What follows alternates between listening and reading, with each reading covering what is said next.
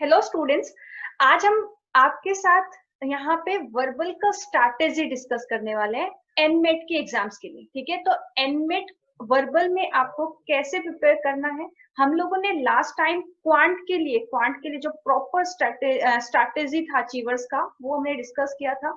उन्होंने आपके साथ अपना एक्सपीरियंस शेयर किया था। आज कुणाल गिदवानी हमारे साथ में। Hi Kunal. Hello ma'am.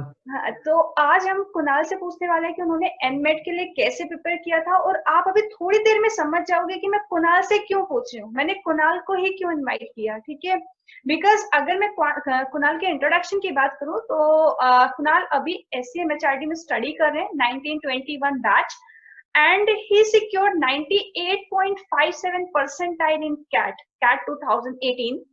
And NMAT का जो इनका स्कोर था वो माइंड ब्लोइंग स्कोर था, राइट। जब आप यहाँ पे सोचते हो ना, जब आप नेट पे या यूट्यूब पे सर्च करते हो hi how how can I secure 210+ marks या 220 मार्क्स, ठीक है, तो यहाँ पे कुणाल 220 नो, 230 नो, 240 नो, 250 नहीं, 258 marks in NMET। एंड उससे भी अमेजिंग चीज ये है कि ही secured 95 marks out of 96 in verbal section। हाँ हाँ, आपने सही सुना है, 95 marks out of 96 in verbal section. ठीक है, तो आज हम कुणाल से पूछने वाले हैं कि कुणाल ने कैसे प्रिपेयर किया वर्बल सेक्शन के लिए, क्योंकि वर्बल मोस्टली स्टूडेंट्स का प्रॉब्लम ही रहता है कि स्पीड बेस्ड एग्जाम है, वहां पे आपको वो कैप को कैसे मैनेज करना है, आरसी को कैसे मैनेज करना है। तो इन्होंने कैसे किया था वो अपना एक्सपीरियंस यहाँ पे शेयर करने वाले हैं। आप पूरी वीडियो को अच्छे से देखना, एंड आई होप आपको डेफिनेटली हेल्प मिलने वाली है और डेफिनेटली आपको एक मोटिवेशन भी मिलने वाला है। ठीक है, चलिए, तो मैं आपका टाइम नहीं वेस्ट करती, फटाफट स्टार्ट करते हैं। Yes please Kunal. Thank you ma'am for the introduction. So एक ही मंत्रा रहता है for any student to crack any exam. Just listen to what your mentors are telling you to do and do that wholeheartedly, and you'll fare very nicely in any exam you'll appear for. Talking about my NMAT experience, how I cracked NMAT and how I could score such a good score in NMAT. So there were certain strategies which I followed. And talking specifically about the verbal section, so there are certain, as we know, there are certain parts in verbal sections. So I'll just go by those parts. First, talking about the vocab part.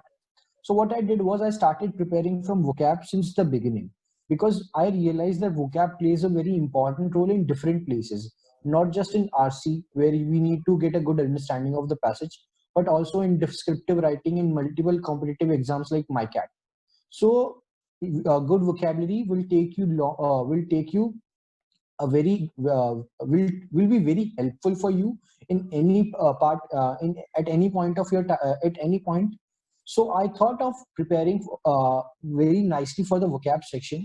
What I used to do was that I used to maintain a separate book for the vocabulary. I used to write 15 words daily in that vocabulary book, which I maintained. And next day, I used to add 15 more words and revise the earlier words. So that is how I built a repertoire for myself, which I used to refer daily on a daily basis and learn those vocabulary words wholeheartedly, because I know it is a bit of hard work, but that was the way which actually worked for me. So I would recommend the same for you all. So maintain a book, do vocab regularly. Vocab is something which we need to do for the rest of our lives, not just for any particular competitive exam. It will help you at any point of time. So it's better to prepare it, and you can use any source which you want. You will be having that vocab made easy, word power made easy by Norman Lewis. You can use that book. I use that book to write down the vocabulary words, but don't restrict yourself to NL. Use reading comprehensions, because you will be coming across multiple reading comprehensions in your normal books, in your mock tests. So make sure that whatever difficult words you're coming across in those RCs, you make a note of those words. Even while you're using social media, you'll see that many people are using certain different words which you don't know the meaning of. So what you can simply do is write down those words, make a note of them, and keep revising them on a daily basis. That is how you will remember them, and that will surely help you in your competitive exam when you'll be appearing for one. So that is how I prepared for NMAT. For vocab section, you don't have to restrict yourself to Norman Lewis. You have to use multiple sources, because vocab is inexhaustive. You can really not say कि मेरा एक source से मैंने पढ़ा है, मैं सिर्फ editorials पढ़ता हूँ या मैं सिर्फ एक पर्टिकुलर बुक पढ़ रहा हूँ तो I am taking care of my vocab section. No, because vocab कहीं से भी आ सकता है. So it's an unending process and you need to prepare from different sources, as many sources as possible. So now talking about the reading comprehension part. So these all things are something which need to be done on a daily basis. आप vocab कर रहे हो तो you will have to do it on a daily basis. Similarly, when you're doing RCs, what I used to do was I used to practice 5 to 6 RCs on a daily basis. And when I'm talking about practicing it, I was doing it in a time bound manner. I used to set a timer or of 30 minutes, for example, I want to do 5 RCs.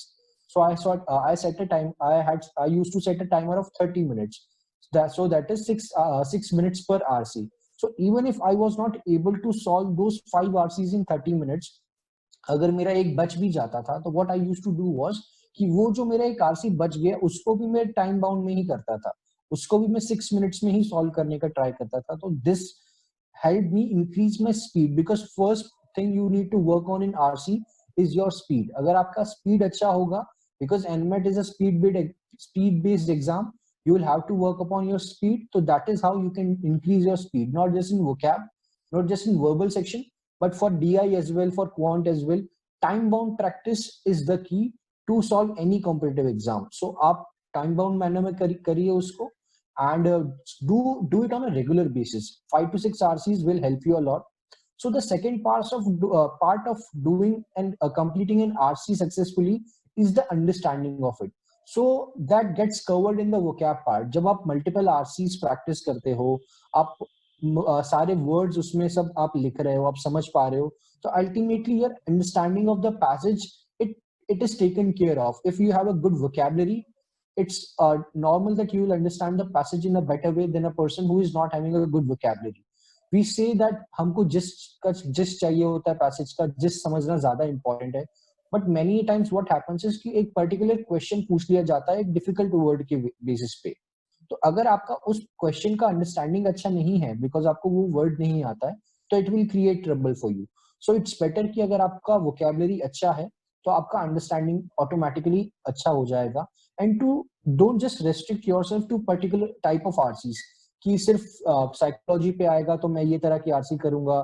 अगर वो example psycho analysis पे वो आया तो मैं वो RC छोड़ दूंगा. Don't do that.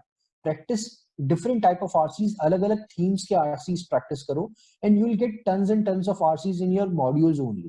There is no need to यहाँ वहां देखने का जरूरत नहीं है कि आपको किसी दूसरी साइट पे देख लेता हूँ या यहाँ देख लेता हूँ. First stick to your modules.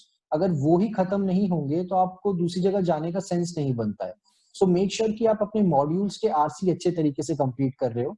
So in that way it will be enough for you, because after modules mocks आ जाएंगी तो वो काफी रहेगा आपके आरसी प्रैक्टिस करने के लिए. But make sure you are doing it on a regular basis. आप 5 to 6 आरसीज रोज कर रहे हो. और सबसे बड़ी बात उसमें ये आती है कि you have to analyse.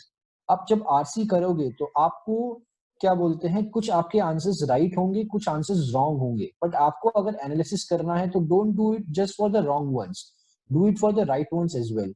Because जब आप रॉन्ग वंस एनालाइज करोगे तो आपको पता चलेगा कि अच्छा ये मेरी वीकनेस है, बट आप राइट वंस एनालाइज करोगे तो आपको पता चलेगा कि ये मेरी स्ट्रेंथ है.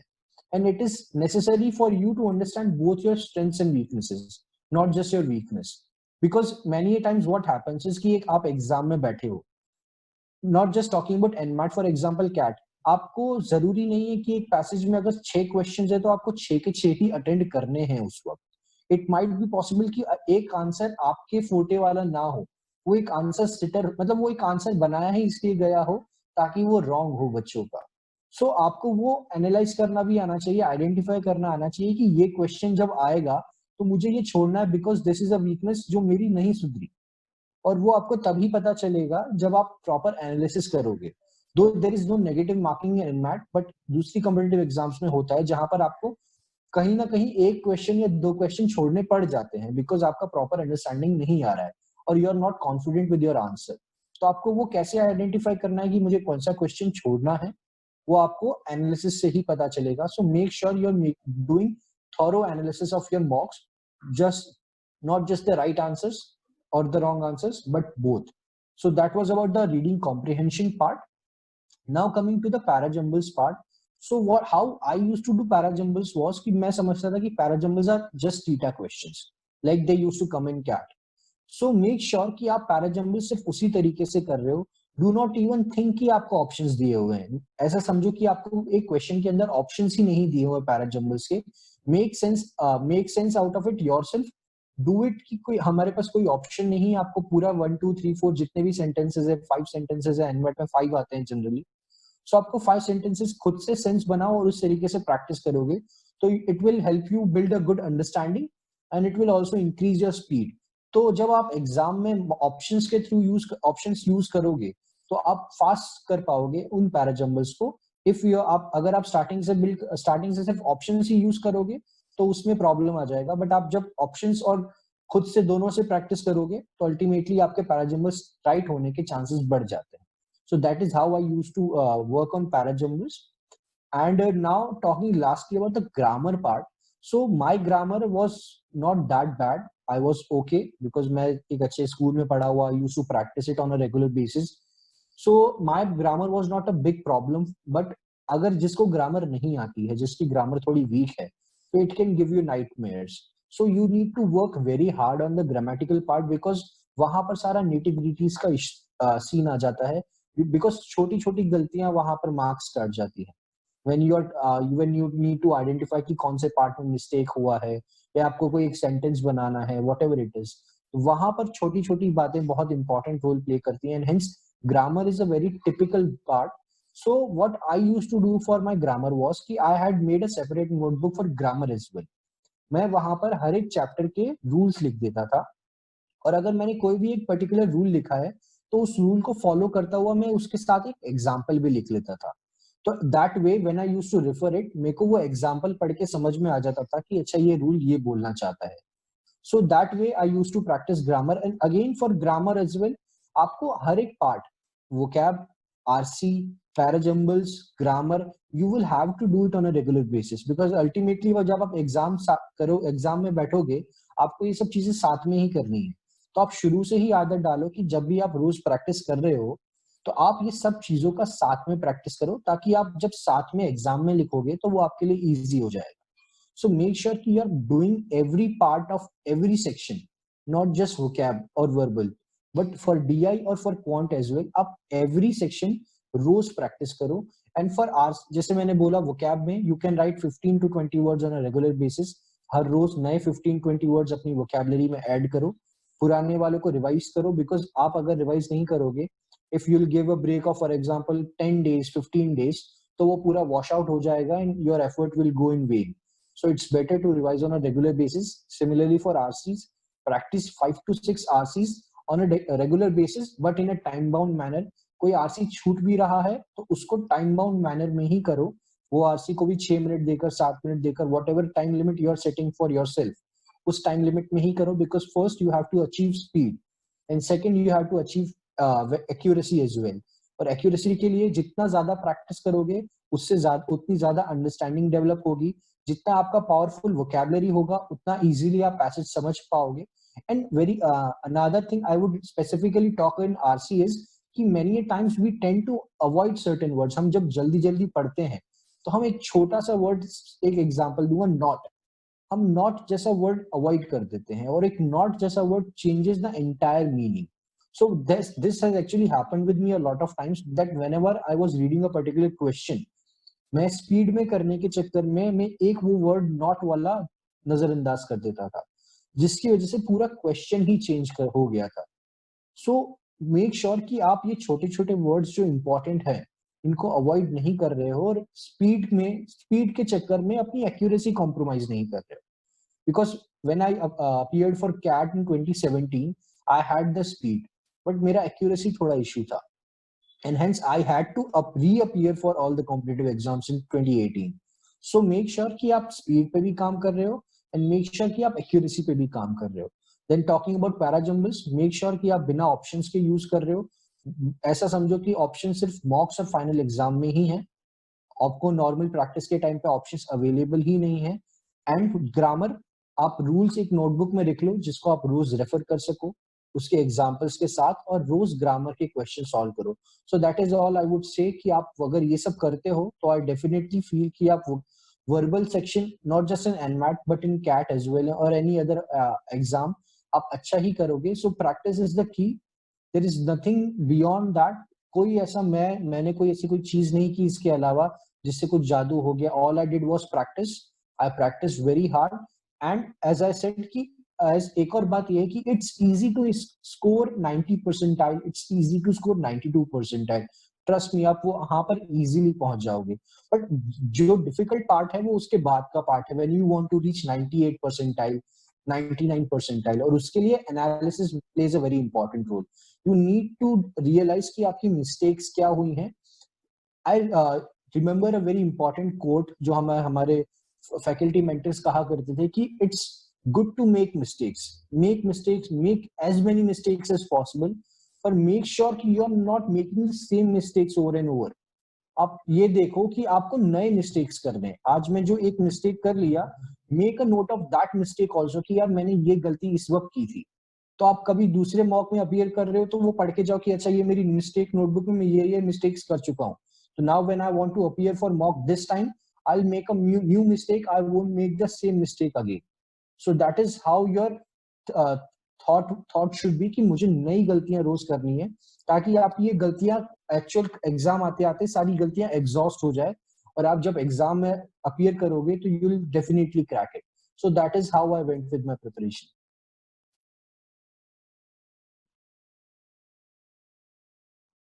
आई होप आप लोगों को क्लियर हुआ है कि कुणाल ने अपना पूरा एक्सपीरियंस, जो जिस हिसाब से उन्होंने, जिस वे में उन्होंने स्टडी किया था, प्रिपेयर किया था, चारों पार्ट को उन्होंने आपको पूरा कैटेगराइज करके समझाया बहुत अच्छे से कि आपका वोकैब वाला पार्ट, आरसी वाला पार्ट, आपका पीजे वाला part and last is grammar वाला पार्ट. ठीक है, उन्होंने पूरा ऐसे सेग्रीगेशन करने के बाद पूरा की हर एक सेक्शन को आपको कैसे मैनेज करना है, ठीक है, कैसे नोट्स बनाने हैं, उन्होंने पूरा समराइज भी किया अच्छे से.